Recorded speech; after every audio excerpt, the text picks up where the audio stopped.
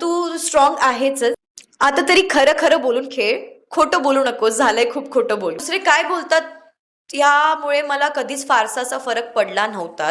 राकेशला पण game up करायची गरज आहे. मला असं वाटतं की तो खूप फर्मली बोलतो, पण मला ते नाही पटत. कारण माझ्यासोबत जे झालंय त्या बेसिसवरती तर मला माझ्यासाठी तो कधीच शब्दाचा पक्का वाटला नाही. कदाचित इन्सिक्युरिटी झाली असेल त्या बाबतीने. एवढ्या कमी वेळेमध्ये मी जी जागा त्या ग्रुपमध्ये म्हणावं किंवा लोकांच्या मनामध्ये मिळवली आहे ती सोपी नव्हती. तर मी सुरुवातीला तिला प्रेमाने सांगायचा प्रयत्न केला. मग कधी कधी तिने जेव्हा लिमिट्स क्रॉस केल्या तेव्हा मी तिला रागानेही सांगायचा प्रयत्न केला. चूक माझीच होती त्यामध्ये. ससा सोबत माझी काही मतं पटली नाही. संकेत थोडीशी त्याचा वेगळा गेम प्लॅन असावा आणि प्रत्येकासाठीच प्रत्येक माणूस सारखा नसतो. जसं विशाल कोणासाठी वाईट तर कोणासाठी चांगला. नमस्कार, मी रेवा कवरासे. आत्ताच मी बिग बॉस मराठी सीझन 6 मधनं बाहेर आली आहे. सगळ्यात अगोदर खूप खूप धन्यवाद. मला खूप प्रेम दिलंय तुम्ही. पण ठीक आहे, मी आज इथे आहे तर आज काहीतरी मजेदार बोलूया. रेवा, पहिलं तर स्वागत आहे तुझं स्टार मीडिया मराठीमध्ये. खूप सुंदर तुझा गेम राहिला, कारण वाईल्ड कार्ड एंट्री असेल तरी तू टॉप म्हणजे आता एंडपर्यंत पोहोचली होतीस.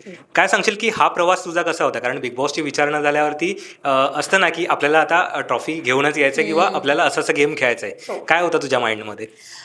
मला खरंच हे अनएक्सपेक्टेड होतं. मला वाटलं नव्हतं की मी बाहेर येईल, कारण मी गेम खेळत होते आतमध्ये आणि मला फायनलिस्टमध्ये तरी राहायचंच होतं. विनरसाठी माझी खूप इच्छा होती, पण कुठे ना कुठे दिसत होतं की खूप त्यांना डे 1 पासनं कोणीतरी खेळतंय किंवा काय. ते काय होणार ते नव्हतं माहिती मला, पण मला टॉप 5 मध्ये मी स्वतःला बघतच होते.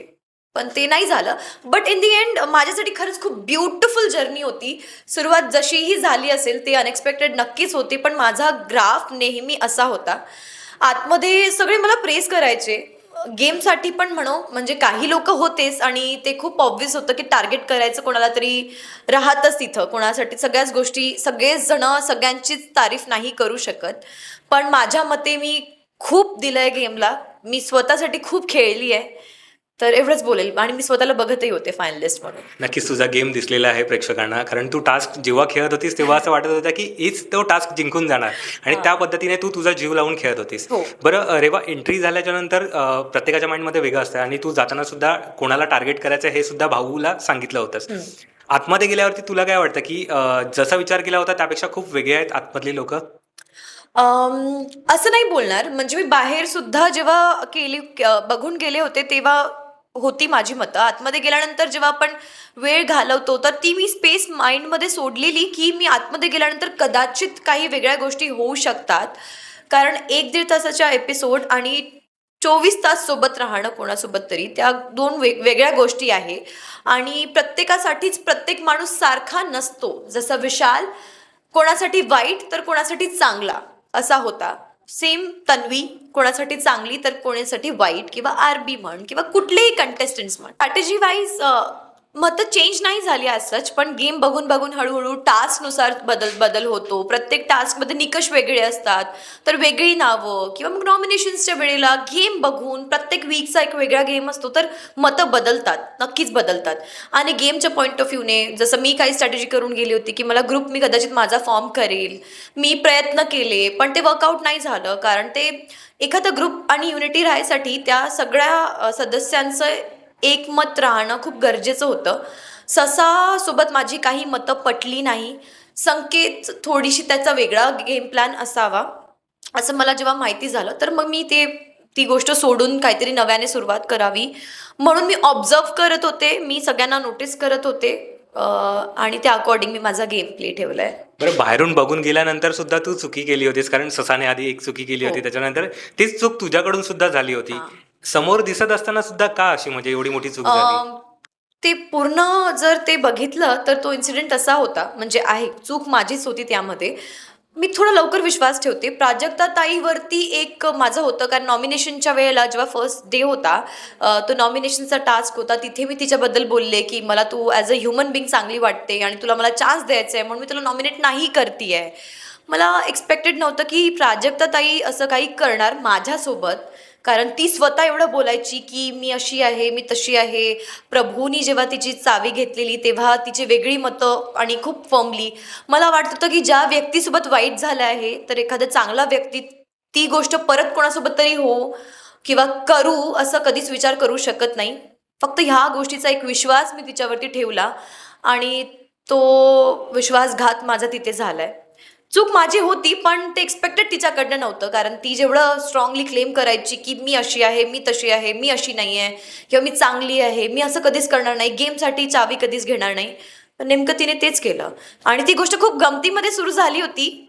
मला असं वाटलं की खरंच गंमत करतायत कोणी माझ्यासोबत आणि ती वेगळी टर्नआउट झाली.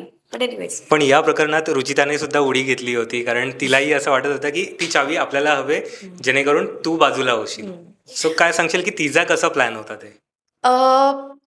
मला त्यांचं काही वेगळा प्लॅन होता ते मला कळलंच नाही, कारण ते मागे मागे गोष्टी चालायच्या. नंतरही माहिती झालं, विशाल मला रात्री बोललेला, त्याच रात्री तो बसून आमची खूप म्हणजे तासनतास, म्हणजे मला वाटतं जवळपास तास माहिती पडायची नाही पण भरपूर 2-3 तास तरी आमची ती एक कॉन्व्हर्सेशन चाललेली. मी त्याला बोलली, मी त्याला प्रेमाने सांगायचा प्रयत्न करत होते जसं मला पटलं. त्यावेळेसाठी माझ्यासाठी पण तो न्यू होता, पण मी त्याला सांगत होते. तो मला बोलला की मी तुला शब्द देतोय, जर प्राजक्ता हो बोलली तर मी तुला तुझी चावी परत करणार. हेही त्याचं स्टेटमेंट होतं. तर मला कुठे ना कुठे आशा होती की ती चावी मला परत भेटणार, कारण मी प्राजक्ताताईशी बोलणार होती. पण मग ती चावी इतकी रोटेट झाली की ती प्राजक्ताकडून अगोदर विशालकडे गेली. विशालला मी केलं तेव्हा त्यांनी मला चांगल्या चांगल्या गोष्टी बोलला. नंतर त्यांनी गोड गोड बोलला माझ्याशी. मला वाटलं की कदाचित तो शब्दांवरती जातोय आणि मी माझा शब्द पाळतो हेही बोलला. त्यानंतर ती रुचिताकडे गेली आणि ती पण स्ट्रॅटेजी होती, ती प्लॅन्ड होती. हे नंतर आम्हाला माहिती झालं. मी त्याला बोलली की रुचिताकडे कसं गेली, तर तो बोलला की तिने हिसकावून घेतली आहे किंवा स्ट्रॅटेजीनी घेतली आहे. नंतर भरपूर अशा गोष्टी उघडकीस आल्या ज्या मला नव्हत्या माहिती. पण तो त्यांचा गेम प्ले होता. पण त्याच वीकमध्ये रुचिता बाहेर गेली. तर मी कर्मावरती मी खरंच खूप विश्वास ठेवते. त्यांनी अशा गोष्टी केल्या ते त्यांच्याच कामी येईल. बरं, विशाल प्रत्येक वेळी बोलताना दिसलाय की मी शब्दाचा पक्का आहे आणि शब्दावरती टिकून राहतो. ठाम आहे. तुला काय वाटतंय की तो खरंच शब्दावरती टिकून असतो की गेमसाठी तो दाखवतोय हे सगळं? मला असं वाटतं की तो खूप फर्मली बोलतो, पण मला ते नाही पटत. कारण माझ्यासोबत जे झालंय त्या बेसिसवरती तर मला माझ्यासाठी तो कधीच शब्दाचा पक्का वाटला नाही. आणि एवढंच त्याला होतं तर तो खूप गोड गोड बोलायचा माझ्या पुढे आणि मागे काहीतरी वेगळंच काहीतरी त्याचं चालायचं माझ्याबद्दल, जे की माझ्याकडनं नव्हतं एवढं. मी गेमबद्दल त्याच्या पुढेही तोंडावरही बोलली आणि मागेही तेच बोलली, पण त्याचं वेगळंच काहीतरी सुरू राहायचं. तर मला त्या गोष्टीवरती मी विश्वास ठेवत नाही. बरं, राखीच्या एंट्रीनंतर तुमची एंट्री झाली होती, वाईल्ड कार्ड एंट्री, आणि राखीच्या मनामध्ये आरबी सॉफ्ट कॉर्नर होता आणि त्याच्यानंतर तुझी एंट्री झाल्यावरती तुझा आणि राखीचा 36चा आकडा आम्हाला पाहायला मिळाला होता.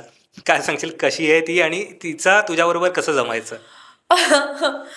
राखी जेव्हा आतमध्ये होती आणि मी बाहेर होती तर मी खरंच विचार नव्हता केला की मी तिच्याशी भांडणार, कारण मला ती खरंच खूप आवडायची आणि आत्ताही आवडतेच. आणि दुसरं रिझन हे होतं तिच्याशी न भांडायचं, कारण ती कुठल्याही टोकाला जाऊ शकते. तर मी त्याला कसं टॅकल करणार ही फक्त मी मेंटली प्रिपेअर करत होती स्वतःला. आतमध्ये गेल्यानंतर तिने जी सुरुवात केली किंवा तिला ज्या इन्सिक्युरिटीज झाल्या त्या स्वतःच्या होत्या तिच्या.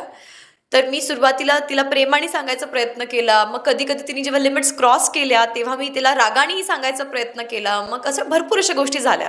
तिने मुद्दामून माझ्यासोबत काहीतरी नेमकं माझ्याकडून काहीतरी इनिशिएट नाही झालं तरी माझं पॅन्ट फाडायचं, मला ट्रिगर करायचं, मला धक्का द्यायचा, अशा काहीतरी गोष्टी माझ्याकडून करवून घ्यायच्या जेणेकरून मी बाहेर जाईल किंवा असं काहीतरी चुकीचं माझ्याबद्दल दिसेल. तिने खूप प्रयत्न केलेत पण ते झालं नाही. एंडमध्ये तिला कळलं की माझ्याकडनं आरबीसाठी जेन्युइन एक फ्रेंडशिप आहे.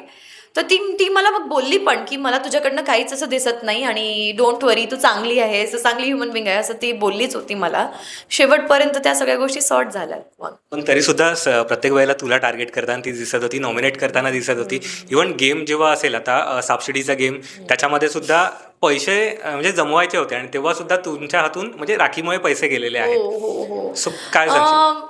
खूप वाईट वाटलं मला. तो टास्क होता आणि खरंच कधीच माहिती नसायचं की आपण कोणाबरोबर खेळणार आहोत. ते सगळं आमच्यासाठी सरप्राईज असायचं. ते बिग बॉस ठरवायचे आणि त्यांनी आमची पेअरिंग ह्याच्यासाठी केली असावी कारण माझ्या पण नीला इंजुरी होती आणि त्याच्यासुद्धा नीला इंजुरी होती. तर तो कदाचित त्या गोष्टीमुळे त्यांनी ती पेअरिंग केली असेल की जर टास्क द्यायचं असेल, अनफेअर कोणासोबत नको व्हायला म्हणून त्यांनी तोच ठेवलं असेल. पण तिचे अगेन एक्सप्रेशन सगळे उडले होते चेहऱ्यावरचे. पण मला हे नाही वाटलं की ती प्राईज मनीच्या टास्कमध्ये असं काहीतरी करणार, कारण ती प्राईज मनी म्हणजे सगळ्यांसाठीच असेल. बोलायसाठी 70,000, ती कदाचित बोलण्यासाठी तेव्हा त्या मोमेंटला लहान छोटी वाटत असेल, पण 70,000 गमावणं म्हणजे काही कमी अमाऊंट नाही आहे. ती गमावली आहे तिच्या म्हणजे तिच्यामुळे तर कदाचित ते 50,000, पण नंतर सोबत असेल तरी ती मोठीच अमाऊंट होती.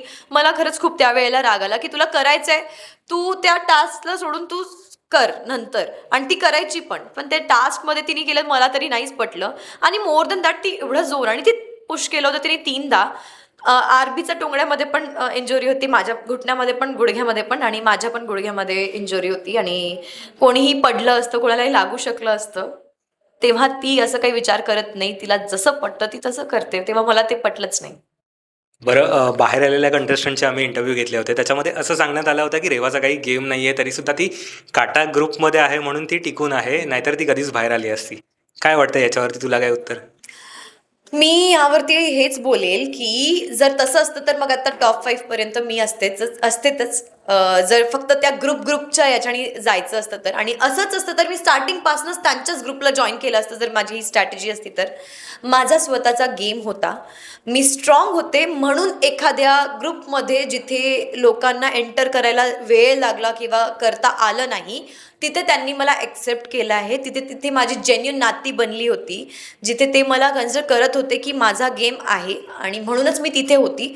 आणि कोणाचे दुसरे काय बोलतात यामुळे मला कधीच फारसा असा फरक पडला नव्हताच. खूप इझी टार्गेट होते मी वाईल्ड कार्ड म्हणून, आणि त्यांच्याशी माझा गेम डिस्कस व्हायचंच नाही तर त्यांना दिसणार नाही. गेममध्ये मी चांगलं खेळायची, टास्क मी खेळायची, माझी स्वतःची मुद्दे राहायची. मी कधीच कोणाला जाऊन विचारलेलं नाही आहे की कोणाबद्दल काय बोलायचं आहे. मला जेवढं येत होतं, माझ्या भाषेचं थोडं प्रॉब्लेम होता मला, म्हणजे 1-2 वर्ड्स माझे कधी कधी चुकायचे किंवा एवढं स्ट्रॉंगली नव्हतं, पण तरीसुद्धा मी माझे प्रयत्न करून शिकत गेले. मोठ्या मोठ्या गोष्टी छोट्या वेळेमध्ये मुद्देशीर कसं बोलायचं हेही मी शिकले आहे. मला मांडता येत होतं, मला बोलता येत होतं. सगळे तन्वीला स्ट्रॉंग बोलायचे आणि तीच तन्वी माझ्यासोबत राहायची, माझ्यासोबत 24 तास घालवायची, कारण तिला माझ्यामध्ये कुठे ना कुठे पोटेन्शियल दिसायचं. आणि हे डिस्कशनही आमचं व्हायचं. ती प्रत्येकदा बोलली आहे, चॉकलेटच्या टास्कमध्ये म्हणावं किंवा भरपूरदा ती असं बोलली आहे स्ट्रॉंगली की तिला मी स्ट्रॉंग वाटते, तिला माझी तळमळ दिसते गेमसाठी. भरपूर अशा गोष्टी झाल्या आहेत. तर अपोजिट टीमवाले किंवा अपोजिट ग्रुपवाले हे नेहमीच हे बोलत राहतील, आणि मी स्वतःला प्रत्येक वेळेस मी प्रूफ केलं आहे. तुम्ही वीक म्हणता, मी टास्कमध्ये माझ्या स्ट्रॅटेजीज म्हणा किंवा माझ्या गेम प्ले म्हणा, स्पोर्ट्समॅनशिप म्हणा किंवा मुद्दे म्हणा, नॉमिनेशनच्या टास्कला माझं बोलणं, मी प्रत्येकदा त्यामध्ये ठाम राहिलेली आहे. तर तो त्यांचा असेल, त्यांची मतं आहेत ती. आताच तू सांगितलंस की तन्वीची तू फेवरेट झाली होतीस, कारण प्रभू गेल्यानंतर कोणाबरोबर डिस्कस बऱ्यापैकी करायचं असेल तर तन्वी तुझ्याबरोबर करत होती. आणि ऑलरेडी काटा ग्रुप होता, त्याच्यामध्ये राकेश होता, दीपाली होती, तन्वी होती, तू ॲड झाली होतीस. सो काय असं वाटतंय की या लोकांना असं वाटत होता का की कानामागून येऊन तिकडे झाली, म्हणजे सगळ्यात मागून आलीस तू आणि ती तन्वीची फेवरेट झाली होतीस, त्यामुळे यांच्या ग्रुपमध्ये असं काही मतभेद निर्माण झाले होते का? हो, मला वाटलं, म्हणजे दिसलंच असेल एपिसोड्समध्ये, जेव्हा तिने मला ते चॉकलेट भरवलं गिफ्टमध्ये म्हणा, किंवा मग ती जेव्हा कॅप्टन होती तेव्हा ती बोलली होती की तू माझी प्रायोरिटी आहे. खूप मोठं स्टेटमेंट होतं, कारण जिथे सगळे अशी बोलत होते की तू लीस्ट येणार, तू लास्ट येणार, काय काय काय काय बोलत होते, तिथे तन्वी मला स्वतःहून तिने इनिशिएट केलं होतं, तिने सुरुवात केली होती की तू माझी प्रायोरिटी आहे. माहिती नाही दिसले नाही दिसले बाहेर, पण सुरुवात त्या गोष्टीची, त्या नात्याची म्हणावे किंवा ती एक लॉयल्टी होती, ती तिच्याकडनं सुरुवात झाली. आणि मग मी डिसलॉयल नाही होऊ शकत. कोणीतरी माझ्यासाठी खेळतंय किंवा बोलतंय, एवढा प्रायोरिटी खूप मोठा शब्द आहे त्या गेमसाठी. तिने ती सुरुवात केली आणि मी ते कोणाचा विश्वासघात करायला तिथे गेले नव्हते. तर ते दोन्ही बाजूने होतं. तेवढंच होतं जेवढं प्रेम माझं होतं. मी आहे, मी काळजी घेते. मी रिअल लाईफमध्ये पण जेव्हा माझी लोक असतात, मी काळजी घेते, मी प्रेम करते, मी आहे गिव्हर. म्हणजे मला प्रेम करायला आवडतं, प्रेम द्यायला आवडतं, माझ्याकडे भरपूर प्रेम आहे. मी स्वतःवरही करते आणि दुसऱ्यांवरती तेवढंच करते. ते आणि ते सगळ्यांसाठीच होतं माझ्या ग्रुपमधले. जिथे जिथे मला लोक आवडायची, मी त्याच्याशी सोबत प्रेमाने बोलायची, शांतपणे बोलायची, तीही माझ्यावरती प्रेम करायची. मला भरपूरदा दिसलं आहे. आम्ही जेवढा वेळ घालवलेला आहे, आम्हाला माहिती आम्ही एकमेकांसाठी होतो. कदाचित इन्सिक्युरिटी झाली असेल त्या बाबतीने. एवढ्या कमी वेळेमध्ये मी जी जागा त्या ग्रुपमध्ये म्हणावं किंवा लोकांच्या मनामध्ये मिळवली आहे ती सोपी नव्हती. तिथे डे 1 पासून लोक होते, पण ते ती गोष्ट नाही करू शकले. तर ह्या गोष्टीचं क्रेडिट मी खरंच स्वतःला देते, कारण ती गोष्ट मी जपली आहे. बरं रेवा, तू अगोदर गेल्यानंतर म्हणजे दीपाली ताईसोबत खूप सुंदर तुमचं संवाद व्हायचे आणि त्याच्यानंतर तुला असं वाटतंय का की दीपाली ताईबरोबर आधी अगोदर तू होतीस आणि त्याच्यानंतर तन्वीकडे गेल्यावरती दीपाली ताईला थोडंफार असं काहीतरी जाणवलं की आता ही तिची प्रायोरिटी झाली, त्यामुळे मला आता बाजूला काढण्यात आलंय, असं काही? बाजूला असं कधीच नव्हतं. आणि प्रायोरिटीबद्दल गोष्ट माझी पहिले डिस्कशन झालं होतं दीपाली ताईसोबत. डे 1ला मी गेली तेव्हा मी बोलले होते की ताई, गेम आहे, मी ओळखते, मी तुझ्या अगेन्स्टमध्ये नाही आहे, तोपर्यंत जोपर्यंत मला ती वेळ माझ्यावरती येणार नाही. पण आता मी इंडिव्हिज्युअल खेळायला आली आहे, मी सांगते. असं भरपूर डिस्कशन्स व्हायचे सुरुवातीला. सगळ्यात अगोदर गेमबद्दल डिस्कशन तिच्यासोबतच झालेलं. हळूहळू जेव्हा गोष्टी मी ज्या प्लॅन करत होते, ज्या स्ट्रॅटेजीज माझ्या माइंडमध्ये होत्या, त्या कुठे कुठे प्रत्येक स्ट्रॅटेजी वर्कआउट होईल असं नसतं, कारण ते लोकांवरती पण डिपेंड आहे. तसा रिस्पॉन्स मला भेटला नाही. आणि मग गेमच्या अकॉर्डिंग, प्रत्येक दिवसाच्या अकॉर्डिंग त्या गोष्टी चेंज होत गेल्या. मग मी जेन्युअनली जुळले त्या लोकांसोबत, कारण त्यांचे मॉरल्स, एथिक्स जे मी प्रत्येक वेळा बोलली आहे त्या तिथे होत्या आणि मी ते जोडली त्या लोकांसोबत, काटा ग्रुपबद्दल सोबत. दीपाली ताई सोबत माझं असं कधीच अगेन्स्ट नव्हतं.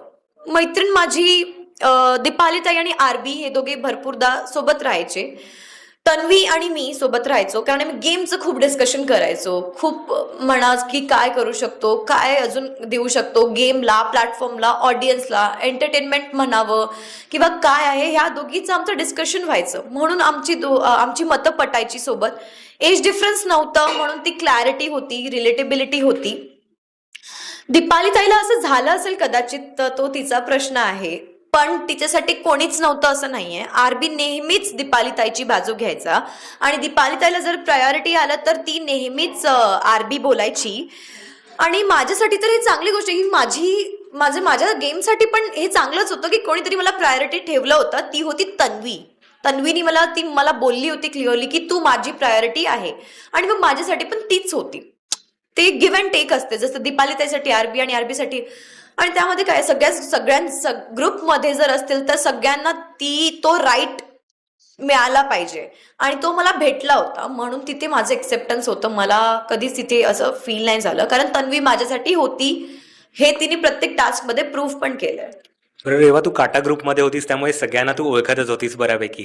आरबीबद्दल बरंच काही बोललं गेलं होतं. इव्हन राखीसुद्धा बोलत होती की आरबी मुलींच्या म्हणजे मागून गेम खेळतो. इव्हन तो प्रत्येक मुलीच्या मागे असतो. पहिलं तर प्राजक्ता होती, त्याच्यानंतर रेवा आली, सगळ्यांची नावं घेत होता. इव्हन दीपाली ताईचं सुद्धा नाव घेतलं होतं. इव्हन आता सुद्धा इंटरव्ह्यूमध्ये राखीसुद्धा हे बोलली होती की त्याला मुलीच लागतात आणि मुलींच्या अडून तो गेम खेळत असतो. सो हे कितपत योग्य तुला वाटतंय आणि कसं आहे राकेश, तू काय सांगशील याच्यावरती? मी तर असं नाहीच बोलणार. म्हणजे ते तिचं मत आहे, कारण तिचा बघण्याचा नजरिया तो वेगळा होता. माझ्यासाठी आरबी म्हणजे, कारण आता ग्रुपमध्ये आम्ही मुलीच होतो, प्रभू पण होता, पण तेव्हा तिथे त्याचं संकेतशीही बोलणं झालं तर असं नव्हतं कुठेच की फक्त मुली. तो एक सॉफ्ट स्पोकन आहे सगळ्यांसोबतच, जोपर्यंत एखादी वेळ येणार नाही की त्याला ते राग काढावा लागणार, किंवा तो स्वतः बोलतो की त्याच्या लाईफमध्ये त्याची ताई किंवा आई आहे, तर तो रिस्पेक्ट करतो महिलांची. तर ते रिझन असेल की तो सगळ्यांसोबतच सॉफ्टली बोललाय. माझ्याबद्दल तरी मला असं काहीच वाटलं नाही. तो बोलला 1-2 गोष्टी जे मला नंतर माहिती झाल्या. त्यांनी मला येऊन कन्फ्रंट सुद्धा केलं की मी गंमत करत होतो, राखीला टीज करत होतो की तू कदाचित मला पसंत करते किंवा असं काहीतरी आहे. हे नंतर मला माहिती झालं होतं, पण मला माहिती नव्हतं की असं काही तो विचार करतो. तो बोलला की मी एक गंमतमध्ये बोललो, मला असं त्याच्याकडून नाही जाणवलं. आणि दीपाली ताई आणि त्यांचं बॉन्ड वेगळं होतं. ती त्या गोष्टीला खूप वेगळ्या टोकाला घेऊन गेली होती. ते मला बिलकुलच पटलेलं नव्हतं, कारण ताईचं लग्न झालेलं आहे, तिची एक फॅमिली आहे, तर ते चुकीचे स्टेटमेंट होते. राखीने ते स्टेटमेंट्स माझ्याबद्दलही वापरले आहे. तिने माझं नाव फक्त आरबी बरोबर नाही तर घरातल्या सगळ्याच सदस्यांबरोबर जोडायचा प्रयत्न केला होता. संकेत असो, विशाल असो, मग सागर दादा आणि माझं वेगळंच एक होतं. ते तर फन मध्ये होतं, एंटरटेनमेंटसाठी होतं. तर ते तिचं मत आहे की ती काहीही बोलेल आरबी बद्दल. मला तरी याबद्दल काहीच बोलायचं नाहीये. मला तो जेन्युइन ह्युमन बिंग वाटतो. बरं, सागरदादाचा विषय निघालाय तर तुझं कसं नातं होतं? कारण तो प्रत्येक वेळी तुला टार्गेट करताना दिसत होता, नॉमिनेट करताना दिसत होता आणि त्याच्यामध्ये असं होतं की हिचा गेमच नाहीये, त्यामुळे माझ्या आधी तर ही बाहेर जायला हवी होती, असं त्याचं मत होतं. कारण त्याचाही इंटरव्ह्यू झालेत. सो काय सांगशील? अम, त्याचं ते मत होतं आणि माझंही तेच मत होतं त्याच्याबद्दल. तर त्याच्यामध्ये काहीच हे नाहीये. तो तसं बोलला असेल, मलाही त्याच्याबद्दल तेच बोलायचं आणि ते झालंय. इन दी एंड ऑडियन्स आहेत. तोही खेळला आहे, मीही खेळली आहे. माझ्यासाठी माझं आणि त्याचं नेहमीच बॅन्टर चालायचं. नो डाऊट मी त्याला तेही प्रेस केलं. जेव्हा सागर दादा खेळले टास्क असो, मी त्याला त्याही गोष्टीचं प्रेस दिलं आहे. तर मी असं नव्हतं की जे दिसतच नाहीये, जे दिसतंय त्यालाही काहीतरी इग्नोर करायचं. जिथे तो खेळला, जिथे तो टास्क खेळला, तिथे जेन्युअनली मी अप्रिशिएट केलंय. तर ऑडियन्सचं डिसिजन आहे. मलाही वाटतं की मी टॉप 5 मध्ये तरी असायलाच पाहिजे ते, पण मी आज बाहेर आहे. या गोष्टीसाठी मी कोणालाच ब्लेम नाही करणार. तर तो ऑडियन्सचं मत आहे आणि आय रिस्पेक्ट दॅट. बरं, कॅप्टन्सीसाठी सागरदादाचं बहुमताने नाव सगळ्यांनी जाहीर केलं होतं आणि त्याच्यानंतर मेहनत करून तू कॅप्टन झाली होतीस. कशी होती ती फिलिंग तुझ्यासाठी? काय सांगशील? कारण असं वाटलंच नव्हतं की म्हणजे त्यांच्यामध्ये असं त्यांना असं वाटत होतं की सागरदादा कदाचित कॅप्टन होईल. सो तुला काय वाटत? बेस्ट फिलिंग होती माझ्यासाठी. खूप मेहनत केली होती मी. जेव्हा बिग बॉस कडनं ते अनाउन्समेंट झाले की उलटा पुलटा रूम मध्ये सगळे जातील आणि एक उमेदवार सरळ फायनल राऊंडला येईल, मी पिच केला. मला माहिती होतं बघून की कोणीच माझ्यासाठी नाही राहणार आहे. प्रत्येकदा हेच झालं होतं की इझी टार्गेट किंवा कुठेच प्रायोरिटी नाही, किंवा कोणाला तरी काढायचं असलं तर प्रत्येकदा वाईल्ड कार्ड म्हणून एक बोलणं की हिला काढा, हे करा, हिचा गेम नाहीये, ते गेम नाहीये, काही पण प्रत्येकदा प्रूफ केल्यानंतर सुद्धा हेच होत होतं. तिथे एक्सपेक्टेड हेच होतं. मी माझा पिच दिला. राखी थोडंसं फ्लिप करत होती, कधी हो कधी नो, असं असं चाललेलं. आरबी पासून थोडं एक्सपेक्टेशन होतं मला की कदाचित दीपाली ताईवरती सगळे अग्री नाही होतील तर बहुमतानी राखी आणि राकेश कदाचित मी कॅप्टन झाली नाहीये किंवा मला एक फेवर असो म्हणून ते घेतील, पण त्यांनी तेही केलेलं नव्हतं. पण मला स्वतःवरती खूप विश्वास होता की नसेल फायनल उमेदवारीसाठी असा शॉर्टकटचा दार नाही मिळेल, पण मला उमेदवारी आहे आणि मी ती खेळून जिंकणार, हा माझा स्वतःवरती विश्वास होता. तो टास्क झाल्यानंतर उलटा पुलटा मला उमेदवारी तर होतीच. मला माहिती होतं की मला 4 राऊंड्स खेळायचे आहे आणि मला माझं बेस्ट द्यायचं आहे. मी पूर्ण दिवस तो टास्क खूप वेळ चालायचे, खूप तास चालायचे ते टास्क. पूर्ण वेळ मेंटली प्रिपेअर करत होती, फिजिकली स्वतःला प्रिपेअर करत होती की मला काय काय खेळायचं, मला काय काय करता येणार. काही माझ्या स्ट्रॅटेजीज होत्या की ते चाव्या ट्रेमधनं खाली ठेवायच्या. हे कुठे संदेश पत्रामध्ये नव्हतं लिहिलं की असं करू शकत नाही.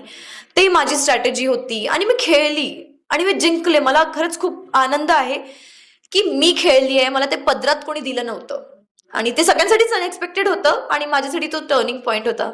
सो खूप खुश आहे मी त्याच्यासाठी. बरं, आता टॉप 5 राहिलेले आहेत. सो मी त्यांची नावं सांगतो, तू त्यांना काय सल्ला देऊ शकतेस हे तुला सांगायचंय. ओके, पहिलं विशाल. विशाल, तोंडावर पण तसंच राहा जसा तू पाठीमागे बोलतो. म्हणजे तो गोड गोड बोलून मग मागे काहीतरी विचित्र बोलतो, हे मला पटत नाही. तर ते कदाचित सुधरवलं तर जास्ती चांगलं होईल. आणि आपल्याच नात्यांचा वापर त्यांनी केला आणि तो हे मान्यही करतो. मला हे चुकीचं वाटतं. दीपाली ताई. दीपाली ताई, थोडा गेम अजून अप कर.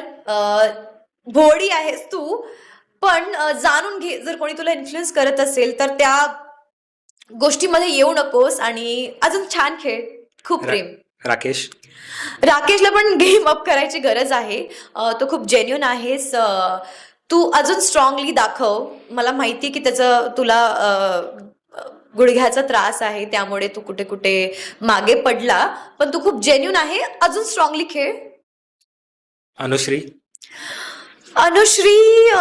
मला तुझा गेम, मी जेव्हा आले होते तोपर्यंत काहीच दिसलेला नाही. 1-2 तास सोडले की मला तू कुठेच दिसलेली नाहीये. पण ठीक आहेस, तू आहेस आता टॉप 5 मध्ये. तर मला तुला हेच बोलायचंय की आता तरी खरं खरं बोलून खेळ, खोटं बोलू नकोस. झालंय खूप खोटं बोलून. तन्वी. तू स्ट्रॉंग आहेच आणि त्यामध्ये काहीच दोराय नाहीये. पण आता जे तू बोलायला सुरुवात केली आहे प्रत्येकच जागी ते करू नकोस, कारण ते लोकांना दिसतंय, तुला प्रत्येकदा बोलून दाखवण्याची गरज नाहीये. तर ती गोष्ट सोड, तर सगळंच चांगलं आहे तुझं. बरं रेवा, इतके दिवस घरात राहून आलेली आहेस, सो जाता जाता प्रेक्षकांना एखादी ब्रेकिंग न्यूज द्यायची झाली तर काय देशील? ब्रेकिंग न्यूज ही आहे की जी मी बाहेर येऊन ऑब्झर्व केलं सोशल मीडियावरती जे चाललंय की फॉलोवर हे ते किंवा प्रभू 2.0 मी काही असे निगेटिव्ह कमेंट्स वाचले. ब्रेकिंग न्यूज हीच आहे की तसं असं काहीच नाहीये. ती दाखवण्यात कदाचित असं आलं असेल किंवा मी वन साइडेडच ती कॉन्व्हर्सेशन दाखवली आहे. तन्वीचंही तेवढंच इन्व्हॉल्वमेंट होतं त्या नात्यामध्ये जेवढं माझं होतं, म्हणूनच ती शेवटच्या वेळेला ती माझ्यासाठी एवढं बोलली आहे. प्रत्येक टास्कमध्ये तिने ते दाखवलं आहे. जर असं असतं तर तिने फक्त माझा वापर केलाय, जे मला नाही वाटत तिने माझा वापर नक्कीच नाही केला आहे. आता ते एडिटिंगमध्ये कसं जातं कसं नाही ते तिच्याही हातात नाहीये. तर माझं आणि तिचं बॉन्ड ते जेन्युनच आहे, तुम्ही कितीही काही बोला. थँक्यू सो मच रेवा, आणि तुला पुढील वाटचालीसाठी खूप खूप शुभेच्छा. Thank you so much. थँक्यू.